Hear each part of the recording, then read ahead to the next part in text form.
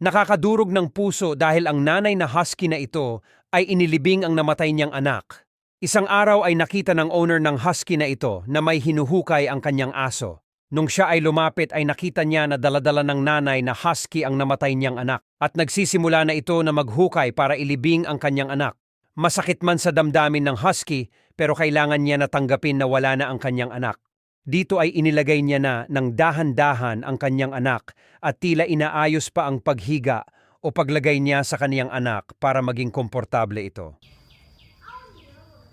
Sinimulan na niyang tabunan ng lupa ang kaniyang anak sa ginawa niyang hukay. Patuloy lang ang husky sa pagtabon ng lupa sa kaniyang anak habang tinitiis niya ang sakit na nararamdaman.